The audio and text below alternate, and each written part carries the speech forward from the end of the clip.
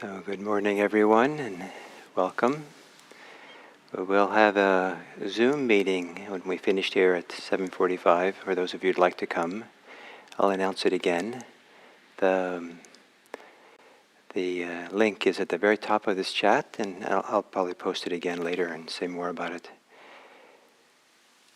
So to begin this meditation, it's a little bit auspicious many ways. And here on this Earth Care Day, Earth Day, we come at the end of the inner development that happens in practicing sati, awareness, the upper reaches of what happens with awareness practice, in that we come to equanimity. And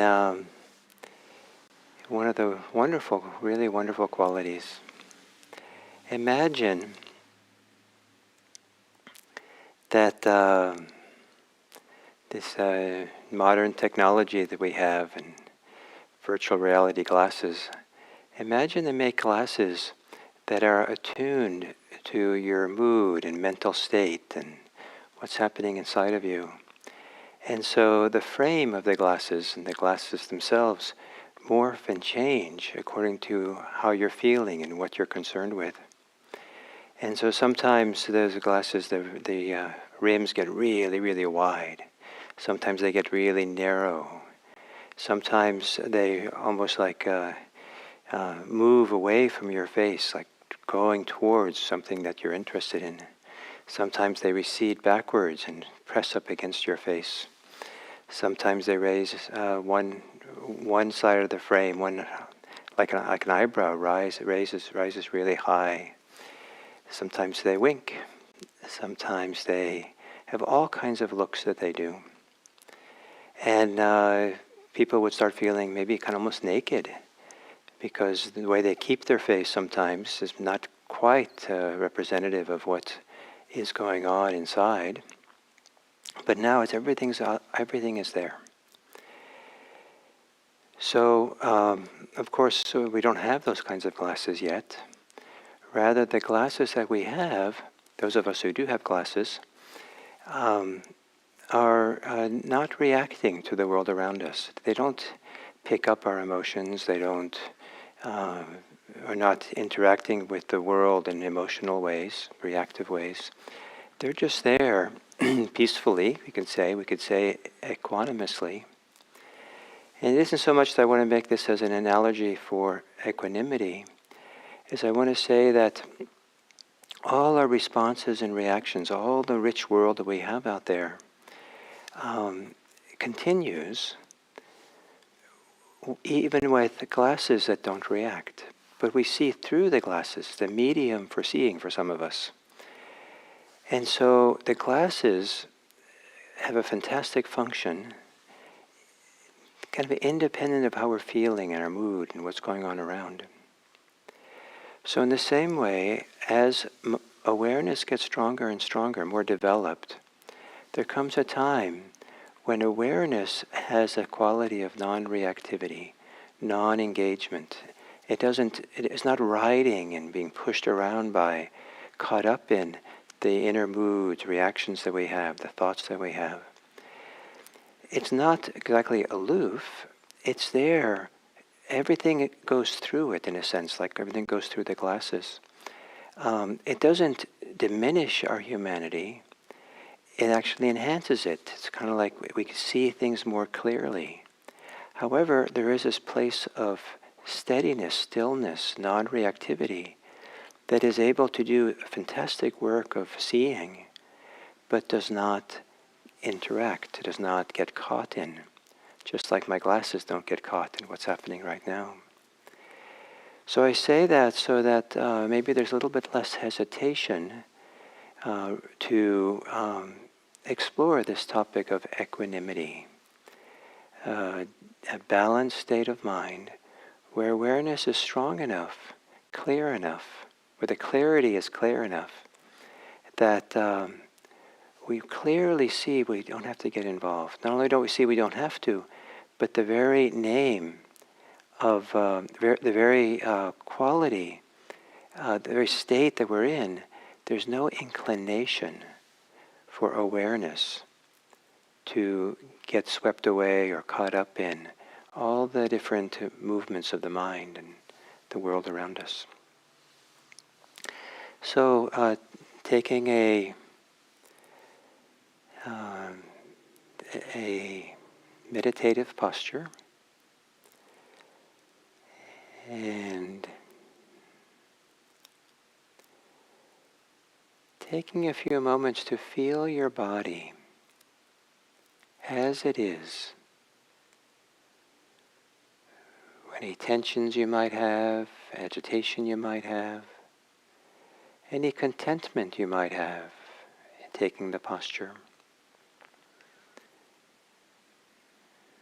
And allow yourself for a few moments just to breathe with however it is in your body, letting the tensions be there, the holdings be there, agitation, contentment, whatever it is.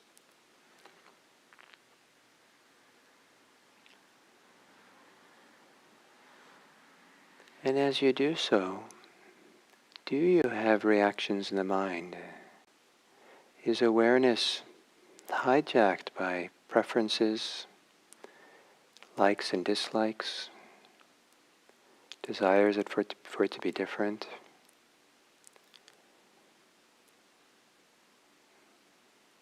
And what would it be like to sit here with your body with an awareness that is equanimous about how it is right now?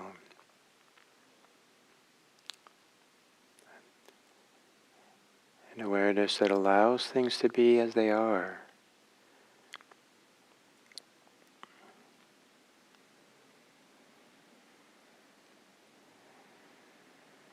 So now, taking a few long, slow, deep breaths.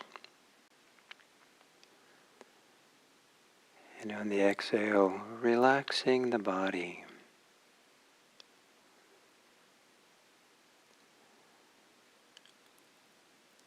Softening the belly.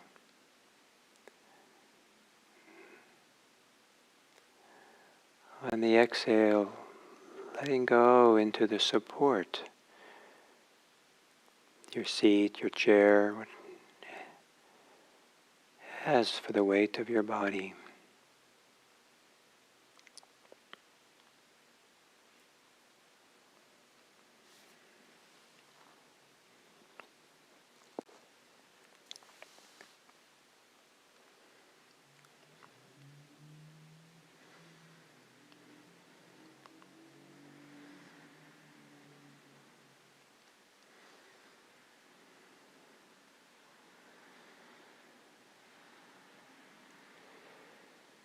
Relaxing the shoulders.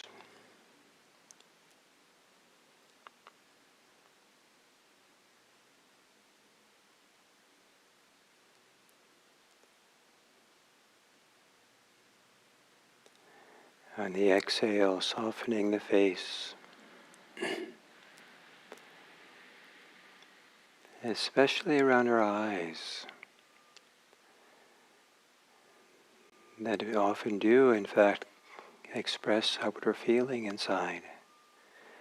Nothing wrong with that. But the eyes could use some rest, where they don't have to be looking, searching, expressing anything.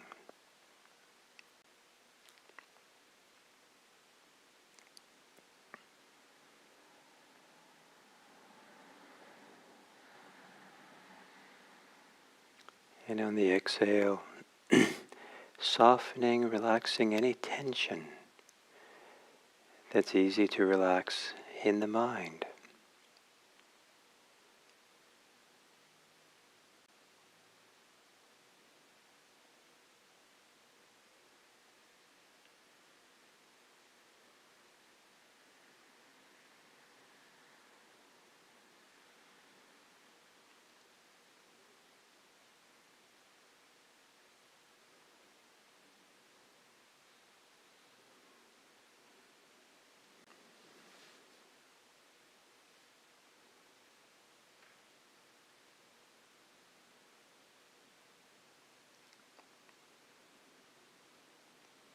And now, like we did at the beginning, how is your body?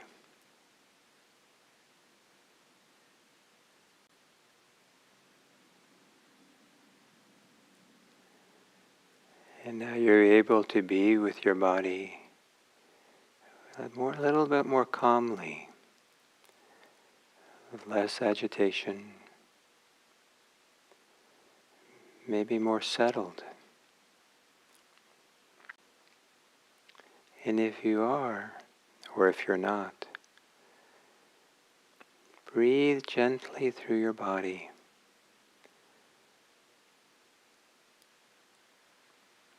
And as you breathe through the body, especially on the exhale, settle yourself into a kind of quiet stillness.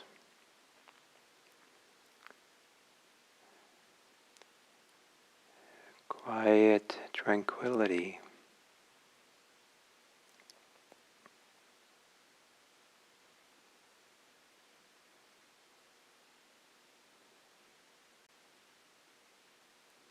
Where you know what's happening, but you're not entangled with it. Just knowing.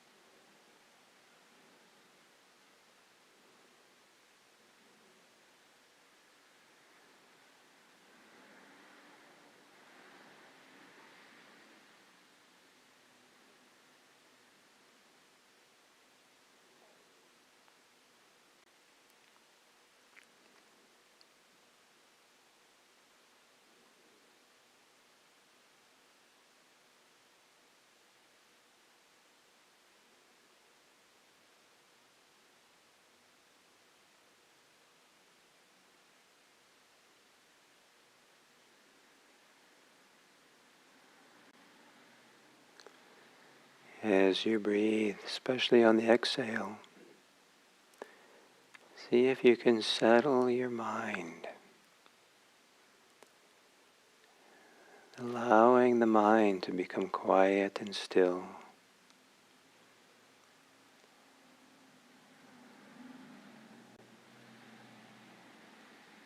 Where the mind is more at rest than it is working the meditation.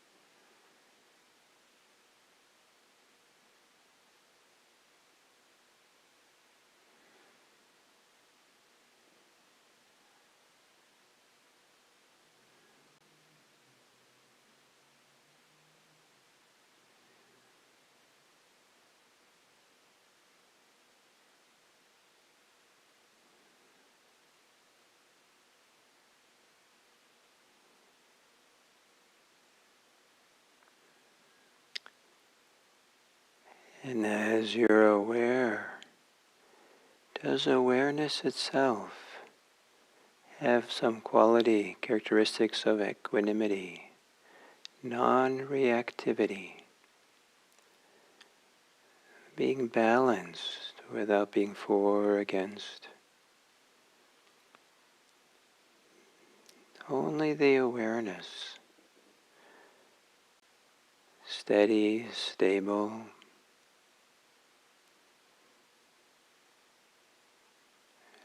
There might be other feelings, ideas, tendencies in the mind that involve preferences and wants and not wants. But awareness knows them equanimously, just knows them without being involved, reactive or judgmental. Awareness stays clear, unagitated.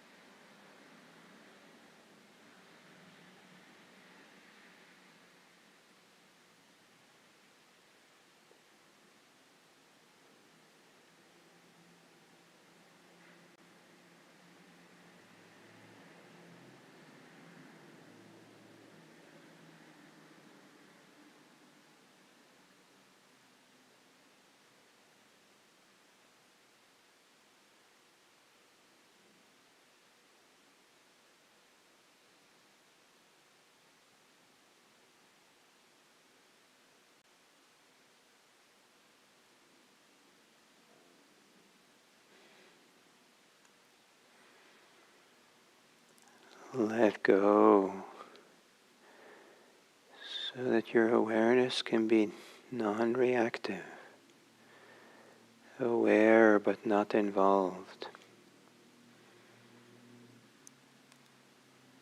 A medium through which you know what's happening.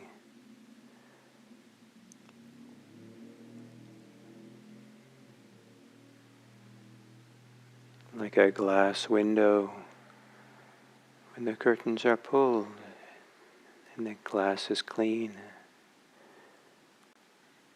we see through it without the glass being reactive We see through awareness, with awareness at ease.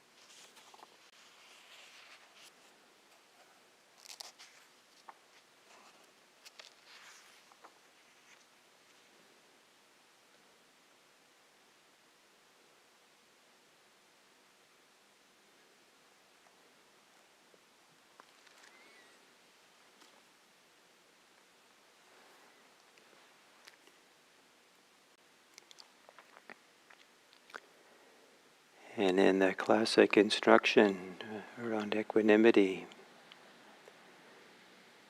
one knows equanimity is present. Or if it's not present, one knows it's not present.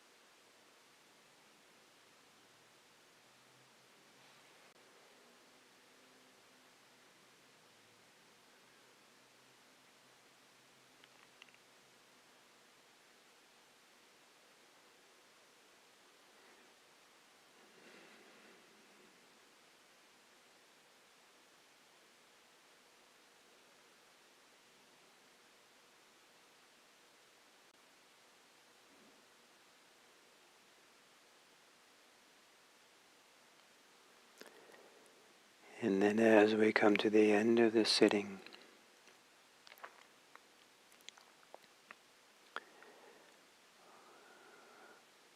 one valuable contribution that equanimity gives us, it allows for love to flow freely without being hijacked by our desires, our attachments, our aversions, our preferences. Simple love or kindness, generosity of heart, in which we can gaze upon others in loving friendship. And with equanimity, helping us to stay close to this loving friendship, friendly love. Perhaps with whatever equanimity or stability of attention you have right now, in whatever way makes sense for you, gaze upon the world, gaze upon the people of your life.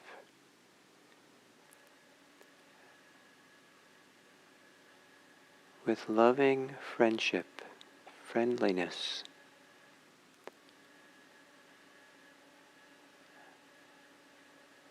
Allowing the preferences and opinions,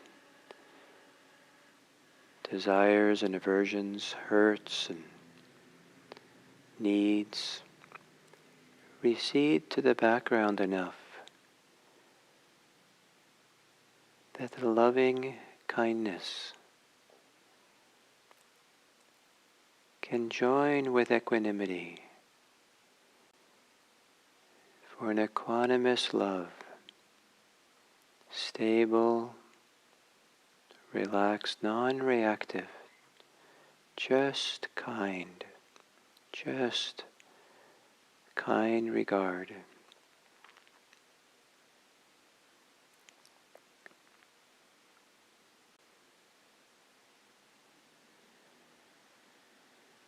And may it be that this practice we do allows us to see the world through loving eyes. May we see the world through our kindness and care. May we live for the welfare and happiness of all beings. May all beings be happy. May all beings be safe. May all beings be peaceful. May all beings be free.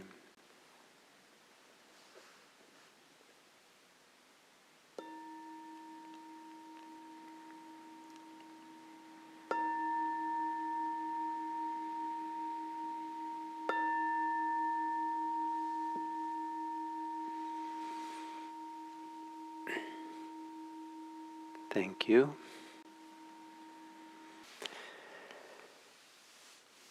So hello everyone, and we come to the end of the 5-part series on the 7 factors of awakening. The second to last exercise in the discourse on for establishing awareness. And these 7 factors of awakening are the foundation for the last exercise, which is to have a penetrating insight, to see in a liberating way, and awaken in a way that awakens. So that's one of the reasons 7 factors of awakening are called factors of awakening, is they set the stage for awakening, for freedom. And they also are qualities of that awakening itself.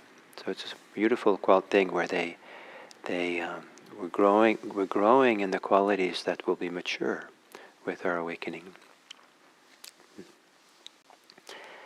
So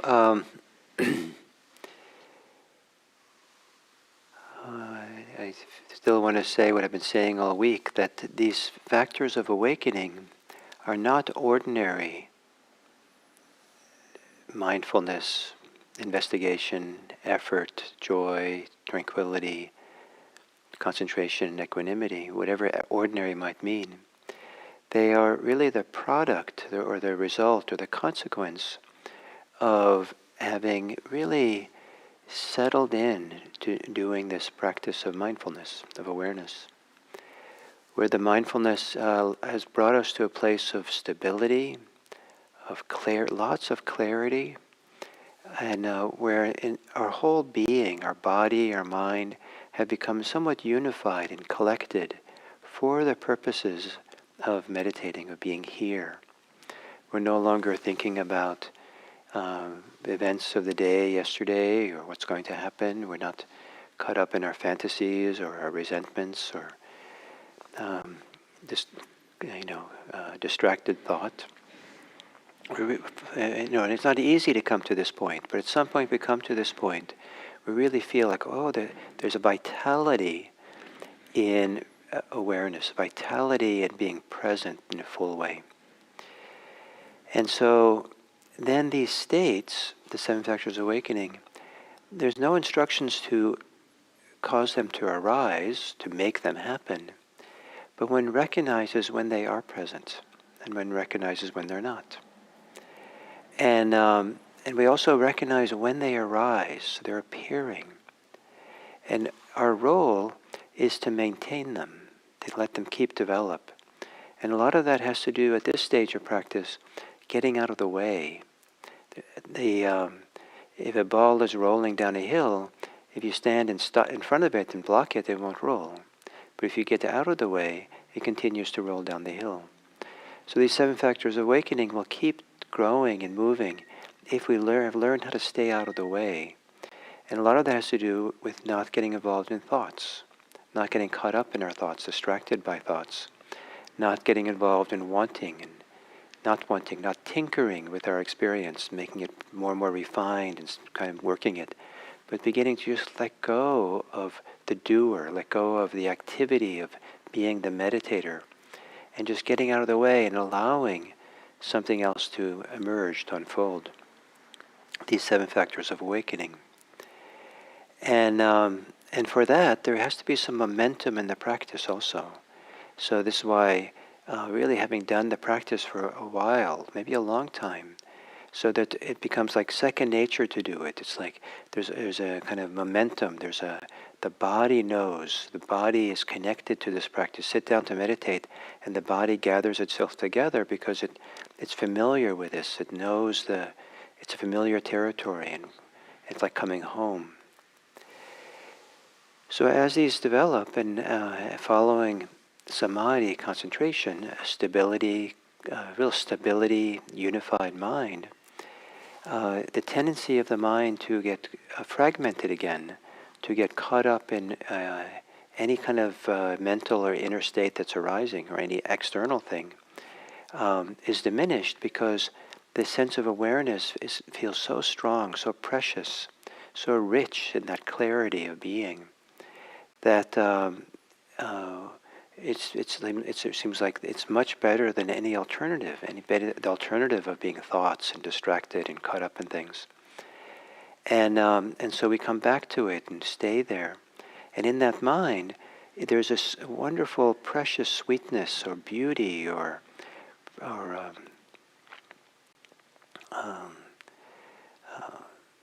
wonderfulness to this clarity of mind which is non-reactive.